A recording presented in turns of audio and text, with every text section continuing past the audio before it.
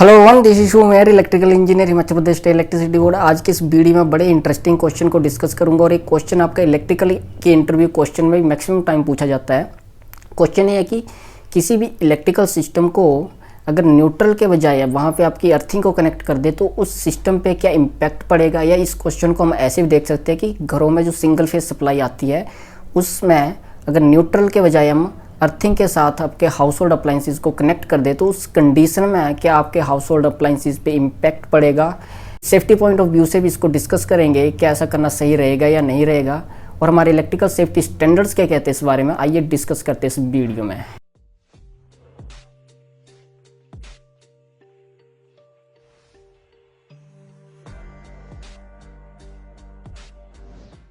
तो सबसे पहले यहाँ न्यूट्रल और अर्थिंग की वर्किंग को समझते हैं। न्यूट्रल एक करंट कैरिंग कंडक्टर होता है जिसका काम होता है सिस्टम में एक रिटर्न पाथ प्रोवाइड करके रखना, एक क्लोज्ड लूप फॉर्म करके रखना। क्लोज्ड लूप फॉर्म करने का मतलब ये कि ट्रांसफार्मर से फेज आएगा, इक्विपमेंट में जाएगा और न्यूट्रल के थ्रू वापस ट्रांसफार्मर में जाएगा। ये एक क्लोज्ड लूप कहलाता है। और अर्थिंग हम इसलिए करते हैं कि किसी भी इक्विपमेंट में कोई लीकेज करंट फ्लो कर रहा होता है, रेजिडुअल करंट फ्लो कर रहा होता है, वो अर्थ वायर के थ्रू डायरेक्टली अर्थ फिट में चला जाए और किसी पर्सन को कोई इलेक्ट्रिकल शॉक ना लगे। तो इस कंडीशन से बचने के लिए हम अर्थिंग को करते हैं। तो एक बेसिक सी वर्किंग थी न्यूट्रल और अर्थिंग की। अब क्वेश्चन की तरफ बढ़ते हैं। तो किसी भी इक्विपमेंट को सक्सेसफुली रन करवाने के लिए 3 कंडीशन आपकी फुलफिल होनी चाहिए। तो नंबर 1 कंडीशन ये है कि सिस्टम एक क्लोज्ड लूप में होना चाहिए, एक रिटर्न पाथ मिलना चाहिए सिस्टम को। तो जबकि आपने न्यूट्रल के बजाय अब अर्थिंग को कनेक्ट कर रखा है तो इस कंडीशन में फेज के थ्रू करंट आएगा, इक्विपमेंट में जाएगा और अर्थिंग के थ्रू वापस आपका ज़मीन में अर्थ में चला जाएगा। तो एक क्लोज्ड लूप फॉर्म आपका यहाँ पे हो रहा है, मतलब पहली कंडीशन आपकी फुलफिल हो रही है। तो सेकंड कंडीशन हमारी ये है कि पोटेंशियल डिफरेंस क्रिएट होना चाहिए। तो आप जानते हैं कि करंट हमेशा हायर पोटेंशियल से लो पोटेंशियल की तरफ फ्लो करता है। तो अर्थ का जो पोटेंशियल होता है 0 वोल्ट होता है। तो फेज से करंट आएगा, इक्विपमेंट में जाएगा और अर्थ वायर के थ्रू ग्राउंड हो जाएगा, अर्थ में चला जाएगा। तो वो हमारा एक वोल्टेज और पोटेंशियल डिफरेंस भी यहाँ पे क्रिएट हो गया 230 वोल्ट का। मतलब सेकंड कंडीशन भी हमारी यहाँ पे फुलफिल हो गई। थर्ड कंडीशन ये है कि सर्किट का मिनिमम रेजिस्टेंस होना चाहिए।